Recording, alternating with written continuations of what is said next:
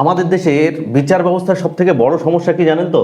যে যে কোনো ঘটনা ঘটলে সবার আগে সেটা নিয়ে রাজনীতি হয়, পরে বিচার হয়। এবার অনেক ক্ষেত্রে তো সেই বিচারও হয় না। আমরা আজকে কথা বলবো এই আরজি করের কেসটা নিয়ে। 2 বছর পূর্তি হচ্ছে, এখনো কিন্তু মেইন কালপিট অধরা। কারা কারা এর নেপথ্যে ছিল বা তখনকার সরকারের বর্বরতা কোন পর্যায়ে পৌঁছে গিয়েছিল, সমস্তটা এই ভিডিওতে বলবো। শেষ পর্যন্ত সঙ্গে থাকুন। নমস্কার, আমি সমিত, প্রাইম বাংলায় আপনাদের স্বাগত জানাচ্ছি। তাহলে চলুন শুরু করি।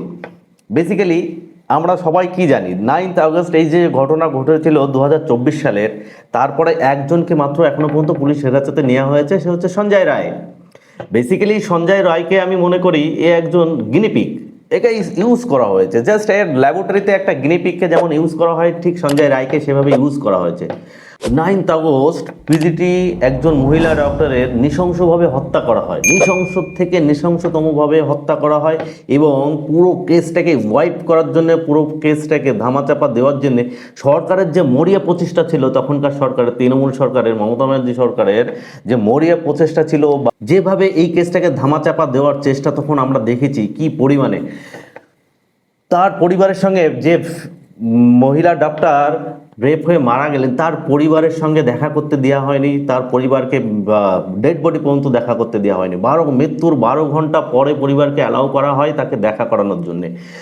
হাজারো হাজারো পুলিশের মধ্যে তার অন্তিম সংস্কার হয়। হাজারো হাজারো পুলিশ, যে কত রকমের কত কিছু আমরা শুনেছি। সেই মা বাবাকে টাকা ঘুষ দেওয়ার থেকে শুরু করে তাদের মুখ বন্ধ করার চেষ্টা ভীষণভাবে হয়েছে। তাদের মুখ বন্ধ করার প্রত্যেকটা চেষ্টা এই সরকার, তখনকার সরকার, তৃণমূল সরকার কখনোই ছাড়েনি। আমরা দেখেছি পুলিশের উচ্চপদস্থ কর্মচারী অফিসাররা কিভাবে এই কেসটাকে ধামাচাপা দেওয়ার জন্যে বা কিভাবে এই কেসটাকে হালকা করার জন্য মরিয়া। এর পিছনে কি ছিল? এই এত বড় কেসের পিছনে কি ছিল?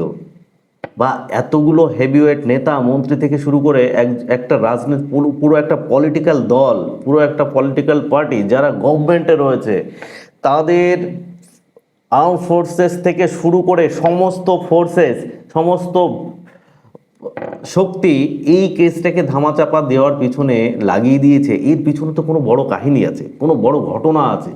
না হলে এখনো পর্যন্ত একটা কথা ভাবুন, সেই একটা সঞ্জয় রায়কে হেরাসতে নেওয়ার পরে আর এর কোনো উচ্চ বা বিচার ব্যবস্থা এখনো পর্যন্ত প্রক্রিয়া আগে বেড়েছে? হয়নি। দিনের পর দিন আমরা দেখেছি সেই প্লেস অফ অকারেন্স, যেদিন যে জায়গাটায় ঘটনাটা ঘটেছিল তার একদিন পরে গিয়ে সেই জায়গাটা ভেঙে দেওয়া হয়, সেই জায়গাটা মুছে ফেলা হয়, জল দিয়ে ধুয়ে ফেলা হয়। একটা মব গিয়ে সেই ঘরে বা সেই যেখানে প্লেস অফ অকারেন্স বা সেই জায়গাটা কিভাবে ভাঙচুর চালায়, তারা কিভাবে এটাকে, কার নির্দেশে, কাদের নির্দেশে, কাদের মদতে পুলিশ ফোর্স, এত পুলিশ ফোর্স বা এত বড় কাহিনী হয়ে যাওয়ার ভিতরে তার মধ্যে গিয়ে একটা মব এই টাইপের ক্রাইম করে, সেটা আরও বড় ক্রাইম। কাদের মদত ছিল? এক থেকে এক মমতা ব্যানার্জি থেকে শুরু করে তার মন্ত্রিসভার প্রত্যেকটা মন্ত্রী, পুলিশের প্রত্যেকটা উচ্চপদস্থ কর্মচারীদের সবাই এর পিছনে ধামাচাপা দেওয়ার জন্য কি মরিয়া। শেষে যা হবার ছিল তাই সারা দেশ জুড়ে এবং এই আন্দোলন সারা পৃথিবী জুড়ে আন্দোলন হয়। ওই একজন গিনিপিক সঞ্জয় রায়কে ধরেছিল রাজ্য সরকারের পুলিশ, তখন সেই এখনো পর্যন্ত হেরাসতে। পরবর্তীতে এই কেস যখন কোর্টে পৌঁছায়, কোর্ট সিবিআইকে হ্যান্ডওভার করে কেস। দুটো দেখুন, দুটো পার্ট। একটা পার্ট হচ্ছে একটা গভর্নমেন্টের আন্ডারে এত বড় একটা ক্রাইম হয়ে গেল, যার ধামাচাপা দেওয়ার জন্যে বা যে কেসটাকে ওয়াইপ করার জন্যে তখনকার তৎকালীন সরকার যে পরিমাণে মরিয়া অবস্থায় ছুটছিল, যে পরিমাণে যা অবস্থা হয়েছিল সারা রাজ্যের। আমরা দেখেছি রাজ্যের রাত দখল, আমরা দেখেছি রাজ্যে ভাঙচুর, কতভাবে কত কিছু আমরা নৃশংসতা দেখেছি এই সরকারের তরফ থেকে। মানে জোর করে গলা দাবানোর মতনও চেষ্টা করেছে তখনকার মমতা ব্যানার্জির সরকার। তৃণমূলের যে বর্বরতা, তৃণমূলের যে এই গুন্ডা বাহিনী বা এই যে মব, যে পরিমাণে তখনকার এই এভিডেন্স ট্যাম্পারিংয়ের কাজে বা তখনকার প্রত্যেকটা এই কেস সম্বন্ধীয় প্রত্যেকটা জিনিসের প্রতি ইনভলভ থেকে তারা হেভিওয়েট নেতা মন্ত্রীরা রীতিমতো আপনার শ্মশান ঘাটে গিয়ে তার অন্তিম সংস্কার করা, একরকম জোরপূর্বক অন্তিম সংস্কার করানো হয়। তার বাবা মাকে পর্যন্ত তাদের কাছে যেতে দেওয়া হয় না।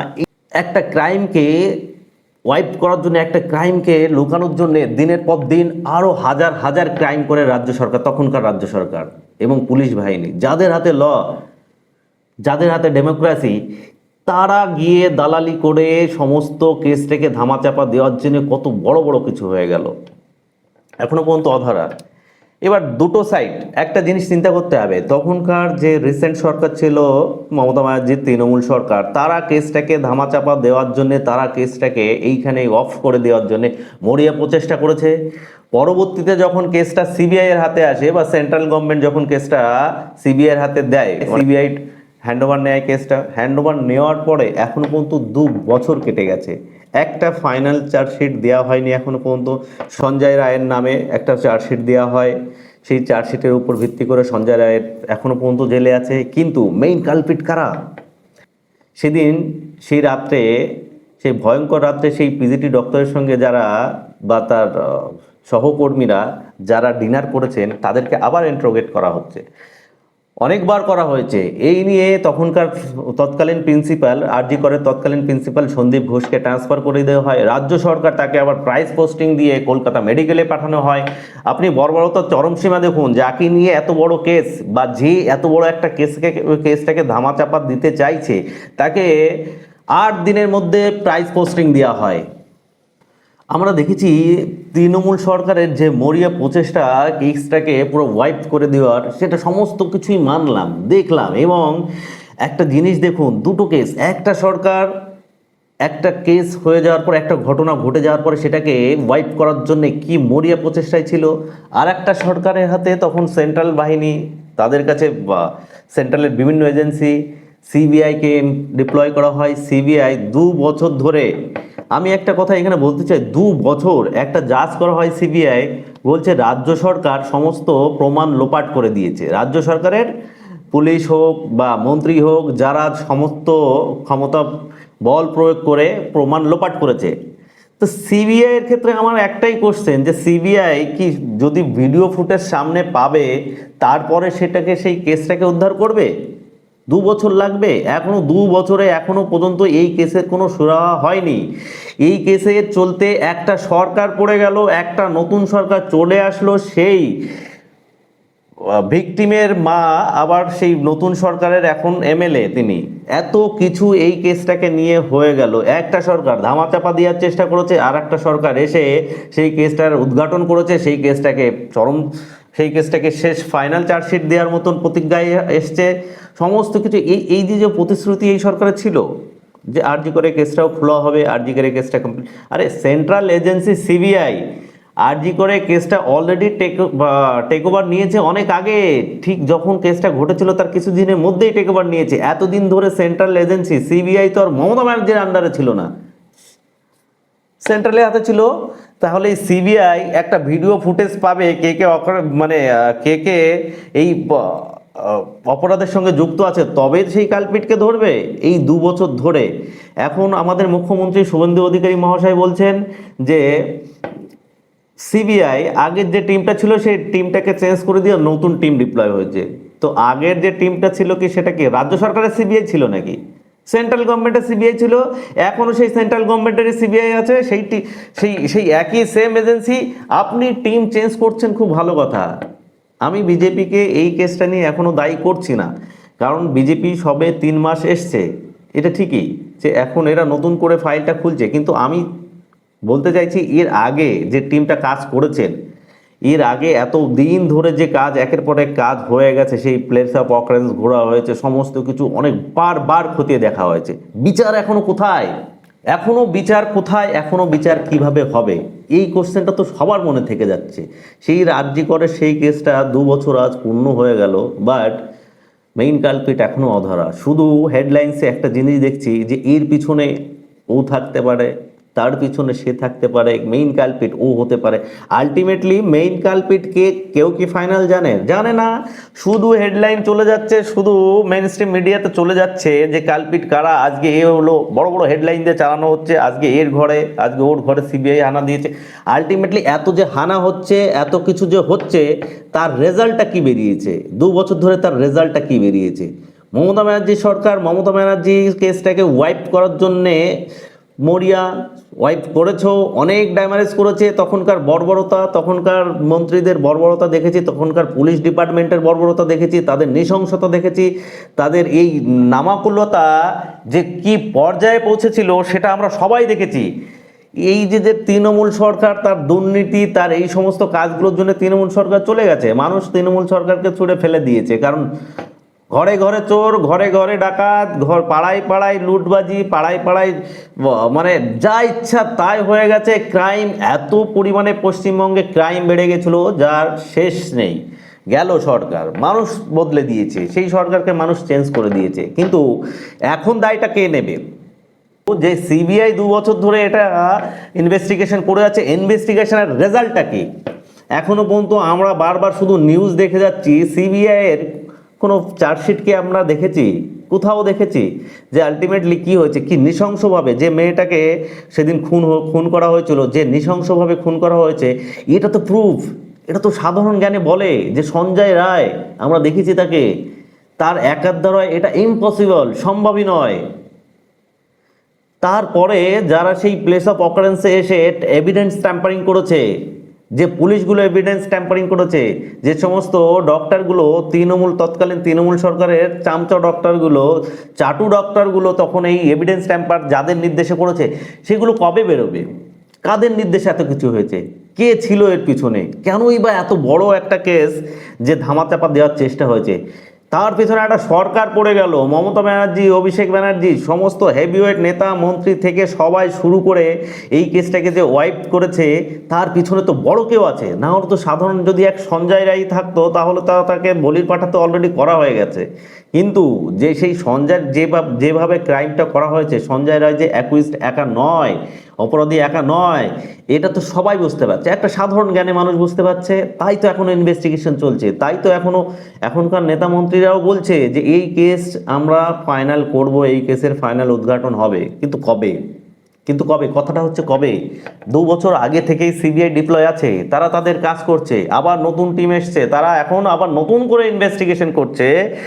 তাহলে সিবিআইয়ের কাছে কোশ্চেন, এটা আপনারা ভিডিও ফুটেজ পাবেন তবেই কি সেই অ্যাকুইজকে ধরবেন? তবেই কি অপরাধীকে ধরবেন? তাহলে সিবিআই ডিপ্লয় করার দরকার কি ছিল? রাজ্য পুলিশ তো প্রথম দিনই সঞ্জয় রায়কে ধরে ফেলেছে, ফাইনাল তো তখনই হয়ে গেছে। সিবিআই ডিপ্লয় হওয়ার দরকারটা কি ছিল? এত বড় কেস হলো, এত কিছু হলো, দরকার কি আছে? কিছুই নেই। সেই কেসের উপর ভিত্তি করে একটা সরকার চলে গেল, নতুন একটা সরকার আসলো, সেই ভিকটিমের মাও এখন এমএলএ হয়ে গেল নতুন সরকারের, বিচার পাওয়ার আশায়। আমি তার মাকে দোষারোপ করছি না, একজন দম্পতি, তার একটাই মেয়ে, একটা ডক্টর করতে গেলে এই বাজারে একটা বাচ্চাকে যদি ডক্টর করাতে হয়, তাকে কি পরিমাণে কষ্ট করতে হয়, তাকে কত এফোর্ট দিতে হয়, কত রাত জাগতে হয়, সেই বাবা মা জানে আর সেই ডক্টরটা জানে। সেই বাবা মা সেই আশায় পাওয়ারে ছিল না, তখন তাদের কথা কেউ শোনেনি। তৃণমূল সরকার বারবার তাদের গলা দামানোর চেষ্টা করেছে, তাদেরকে বিভিন্নভাবে প্রলোভন দেখানো হয়েছে, ভয় দেখানো হয়েছে। এখন তিনি নতুন সরকারের এমএলএ হয়েছেন, সেখানে গিয়ে আশা পাচ্ছেন। তিনি এটা যখন বিজেপির টিকিটটা নেন রত্না দেবনাথ, তখন ওনার খুব আশা ছিল যে এই কেস, এই সরকার যদি গদিতে আসে বা এই সরকার রাজ্য সরকারে আসে, তাহলে হয়তো তার মেয়ের বিচার পাবে। বিচার নেই, বিচার অধারা। ওই যে প্রথমে বললাম যে আমাদের ভারতবর্ষে কোনো কিছু ঘটে গেলে সবার আগে দেখবেন রাজনীতি হবে সেটা নিয়ে, তারপরে বিচার ব্যবস্থা। এখনো এই মুহূর্তে যখন আমি এই প্রতিবেদন করছি, ভারতবর্ষের কোনো অপরাধের ফাইনাল চার্জশিট বা ফাইনাল ক্লোজিং স্টেটমেন্ট 29%, অনলি 29%। ভাবতে পারছেন এত বড় দেশের কোনো ক্রাইমের ফাইনাল রোল বা ফাইনাল চার্জশিট অনলি 29%? তাহলে আমাদের দেশের এজেন্সিগুলো কি, আমাদের দেশের প্রশাসন ব্যবস্থাগুলো কি? শুধু রাজনৈতিক ক্ষেত্রে একের পর এক দলে দলে ইউজ হচ্ছে।